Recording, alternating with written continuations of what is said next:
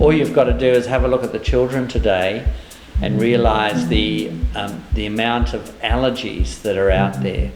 So the immune system of the population growing up has been affected by the amount of processed food and stuff that we're eating. My name's Ross McDonald. I'm the owner of Macquariedale Organic Wines in the Hunter Valley. My background is as a chemical engineer, and it wasn't until I got involved in the food chain that we realised just how toxic some of the chemicals that were being used in the food chain were. The standard methodology of growing grapes is to use lots of herbicides. We realised it was influencing the flavour of the wine to some extent, but also the health of the individuals that are drinking it. People are becoming more and more conscious about what they put in their bodies and what effect these have on the health of themselves and the environment. They're looking for ethical and sustainable alternatives for the things that they do every single day. This including having a cold beer or a glass of wine in the evening. And the alcohol industry is rapidly answering the call, adopting green methods of production to create products that are altogether better for consumers and for the environment. We've chosen the term Green Star, green initially, to definitely outline the green sort of credentials of the brewery, and the 5-pointed star of revolution, comrades, that we can actually all start to make a little bit of a revolution happening down here. Matt, I'm the owner and operator of the St Peter's Brewery. We're here in the inner west of Sydney. We do very much a hands-on approach to brewing. Boots and all is how I describe it. Historically, breweries have always operated this way. What I've done here is focused on probably just 3 or 4 postcodes around this general brewery, which means our delivery structure is immediate.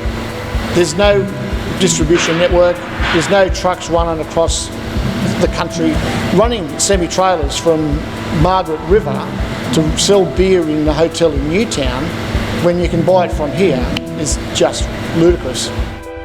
On a small scale, the production of alcohol has traditionally always been made in an ethical and sustainable way.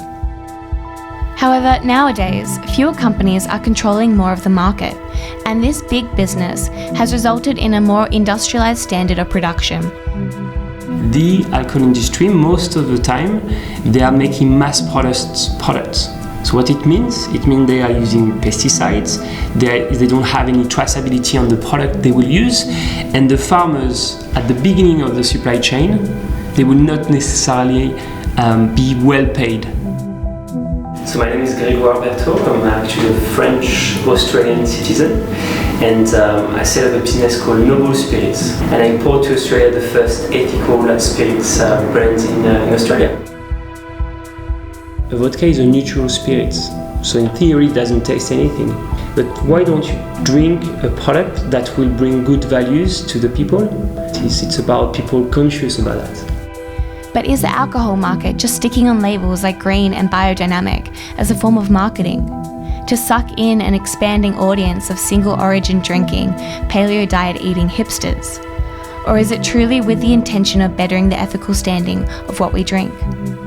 I think in Australia the problem, people don't exactly know what fair trade or ethical stand for.